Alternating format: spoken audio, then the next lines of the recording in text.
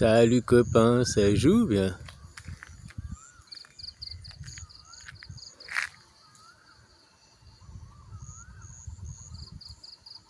Et belle couleur là avec que t'as la lune d'un côté puis le soleil qui se lève de l'autre.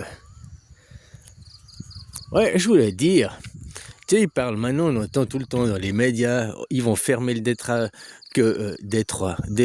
détroit d'Ormuz. Ils disent là, on entend, oh, les Iraniens vont fermer le détroit d'Ormuz, blablabli, blablabla, blablabla. On entend tout le temps ça, cette propagande, quoi, sur la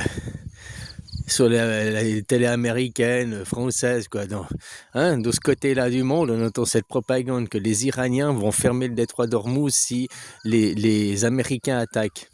Alors que c'est faux, cette propagande.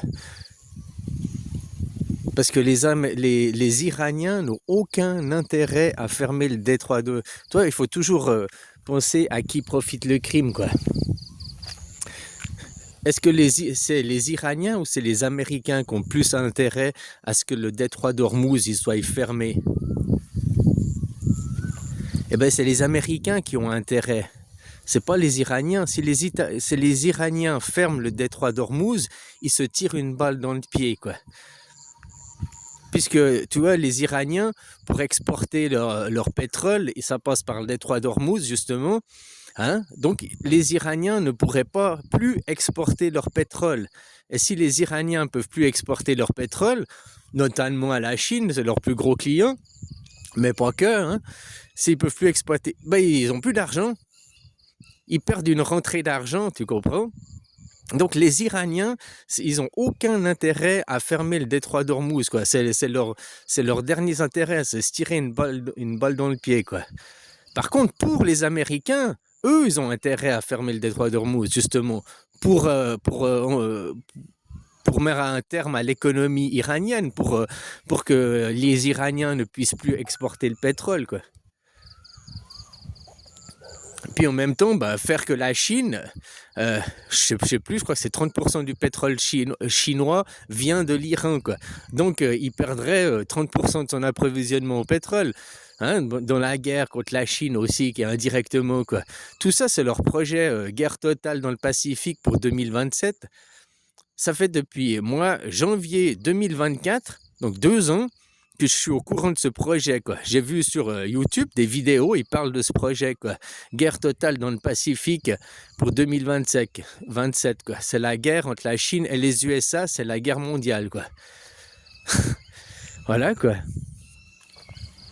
Et le capitalisme, tout le temps, le capitalisme ou le féodalisme a toujours fait des guerres et il a toujours besoin de guerres pour aller piller, prendre le trésor, vu qu'il n'obtient pas de son propre travail. Le roi n'a jamais rien obtenu de son propre travail. Il va voler les paysans, il va voler les autres.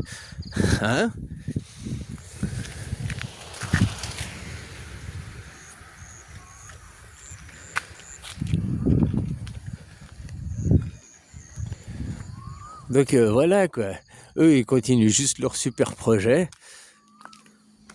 Et tout ça, c'est avec votre pognon, quoi. Faut jamais oublier une chose. Tout ça, ce qu'ils peuvent faire, c'est avec votre fric, quoi. C'est juste avec votre fric. Et si t'es pas d'accord, mets-toi en grève générale, quoi. Voilà, quoi. Je disais, c'est juste parce que je voyais les intérêts. Moi aussi, je pensais que ce seraient les Iraniens qui fermeraient le détroit d'Ormuz pour faire monter les prix du pétrole et tout. Mais ça, en fait, c'est de la guerre de pisse de chat, quoi. C'est comme, tu sais, ils ont amené leurs porte-avions là-bas et tout. Mais faire des guerres avec des porte-avions, c'est la guerre qu'on faisait il y a 100 ans, il y a 1000 ans en arrière, quoi. C'est pas la guerre moderne. Un porte-avions, deux bombes et il est coulé, quoi. Un sous-marin, tu le coules, ou bien une bombe sur la piste d'atterrissage, quoi, sur le pont du porte-avions. S'il y a une bombe au milieu du porte-avions, une petite bombe qui ne ferait même pas couler le porte-avions, mais qui éclate la piste d'atterrissage, la piste d'envol, les avions ne peuvent plus atterrir et envoler. Le porte-avions, il n'est pas inopérationnel. Il doit rentrer au port, il doit aller rentrer pour se faire réparer. Ce sera, je sais pas, 3 mois, 6 mois, 1 an de travaux. Donc le porte-avions, il est HS, quoi. Il n'y a même pas besoin de le couler, quoi. Donc voilà, quoi. Hein, un petit sous-marin, un petit missile, un petit drone, c'est vite fait, quoi. Puis il faut pas me dire, eux, ils sont protégés. Et on a vu, ils peuvent inonder de missiles, hein, puis après, les systèmes de sécurité n'arrivent pas. Pour un missile, une dizaine de missiles, on a vu leur dôme de fer, il suit, mais s'il y a 100, 300 missiles qui arrivent d'un coup, leur dôme de fer, il est saturé. Il n'arrive pas à assurer. Voilà, quoi. Donc, détroit d'Ormuz, on entend dans la propagande, les Iraniens vont fermer le détroit, les Iraniens vont fermer le détroit. Et hier, j'ai écouté un débat et justement, il y a un géopoliticien et il disait, mais les Iraniens n'ont aucun intérêt à fermer le détroit d'Ormuz parce que c'est se tirer une balle dans le pied. Les Iraniens, leur économie dépend notamment de l'exportation du pétrole, et s'ils ferment le détroit d'Ormuz, ils ne pourront plus exporter leur propre pétrole. Tu me diras, ils ferment le détroit, mais leur pétrole à eux, ils pourront passer, quoi. Non, c'est les Américains qui veulent fermer le détroit pour justement empêcher les Iraniens d'exporter le pétrole. Leur plus gros client, c'est les Chinois. 30% du pétrole chinois vient de l'Iran. Donc tu vois, c'est là les intérêts, quoi. Toujours à qui profite le crime, quoi.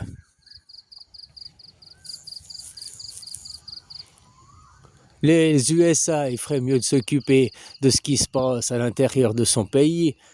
Comme je te disais, hein, la Gestapo, ICE, ils sont là. Des camps de concentration.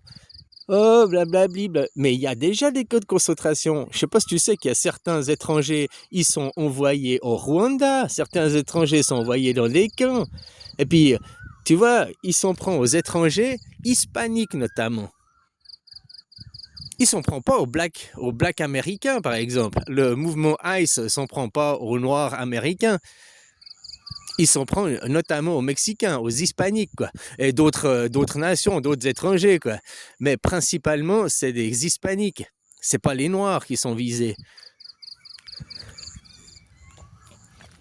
Et voilà, et il y a des camps de concentration. Il y en a des gens qui sont envoyés. Même vous, en Europe, ils parlent aussi d'envoyer les gens. Je sais plus si c'est le Rwanda ou l'Ouganda, les étrangers, les expulser puis les renvoyer. On te renvoie n'importe où, quoi. Ouganda, Rwanda, quoi. C'est des camps de concentration. On t'envoie dans des camps à l'extérieur, à l'étranger, quoi. Mais les gens n'arrivent même pas à se rendre compte que c'est exactement la même chose que Hitler qui envoyait les Juifs dans des camps, hein, en Pologne, machin, à l'étranger, dans des camps de concentration, parce que c'est des étrangers, on vous veut pas ici, on vous renvoie, je ne sais pas où, tiens, dans le camp là-bas, puis Inch'Allah, quoi.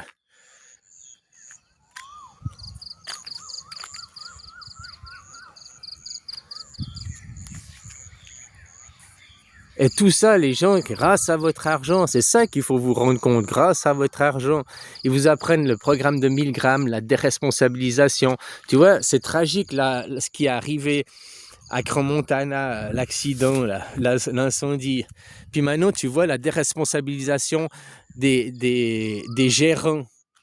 Parce que pour moi, tout vient des gérants, hein. Là, on a vu leur... qui sait? On a vu l'incendie, quand on a vu l'incendie partir, moi ce qui m'a étonné, c'est que ça s'est enflammé comme s'il y avait du gaz en haut. Les flammes, on a vu, l'incendie s'est enflammé, pouf, ça a parti d'un coup, puis d'un coup, pouf, sur 2-3 mètres carrés, ça s'est tout enflammé, quoi. La mousse, ça aurait pris petit à petit. Là, c'est plutôt comme si... Ben maintenant, j'ai vu les images, on voit où il tient avec de la moule, la colle, là. Il colle, il recolle deux semaines avant, là. Il recolle les mousses. Quelle colle il a utilisé? Justement, les colles, c'est des produits inflammables.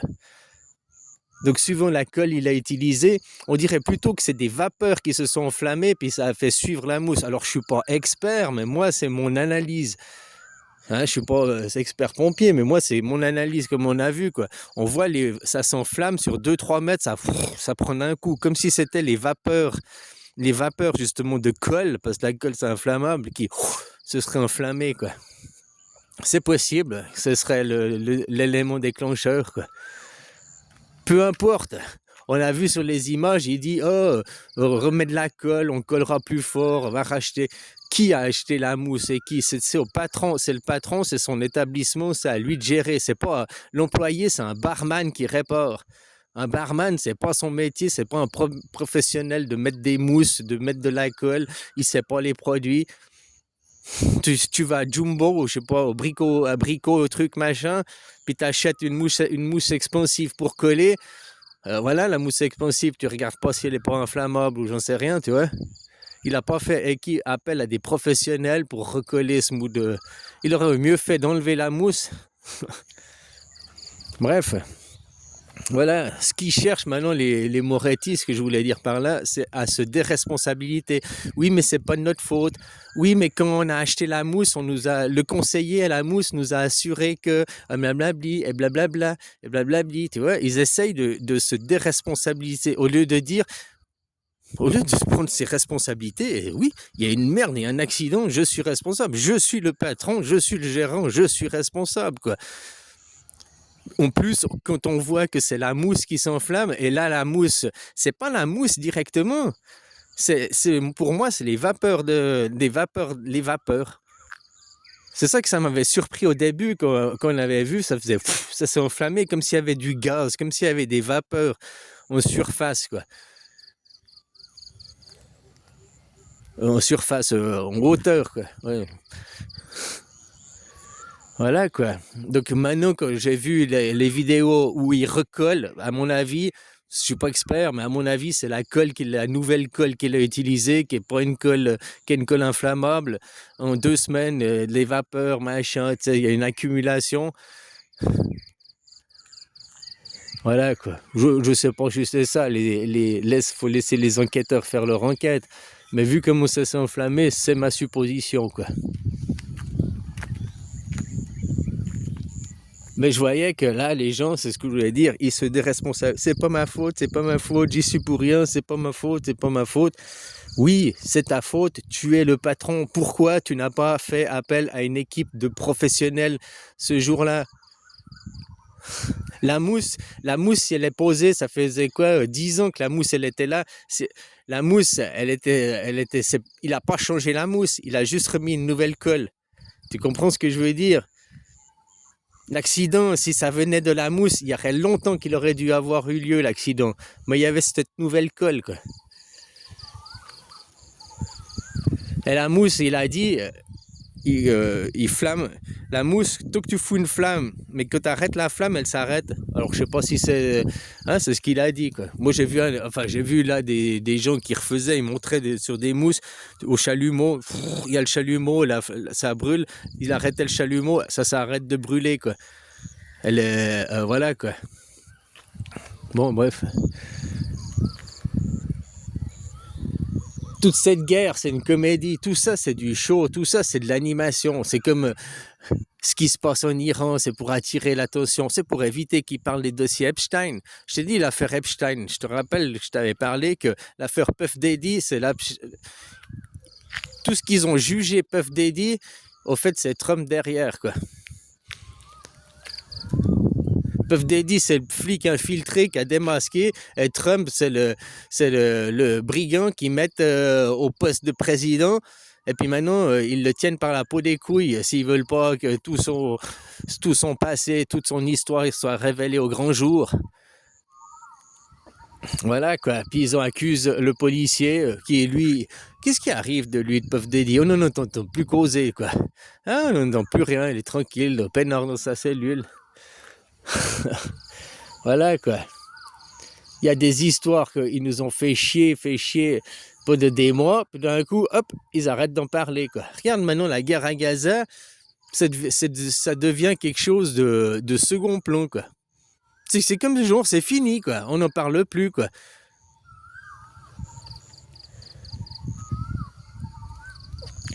Avant, comme le show avec Maduro, quoi. Faut être assez con, moi, je crois, pour croire qu'à Maduro, ça s'est passé. C'est un show télé. Puis en plus, juste 10 jours après, à la télé, enfin même pas 10 jours après, une semaine après, ils t'expliquent, alors nous avons fait le raid comme ça, ils t'expliquent toute l'opération militaire comme détaillée, comment ils l'ont fait, quoi. Ils expliquent à leur ennemi tout ce qu'ils ont fait, quoi. Ça, c'est plutôt une opération de propagande pour que dans la tête, dans l'esprit des autres, ils se disent, tiens, les Américains, ils sont forts, tiens, les Américains, ils peuvent faire des opérations comme à la télé, quoi. C'est juste pour faire croire aux gens, hein. Alors que tout est truqué, tout est du cinéma.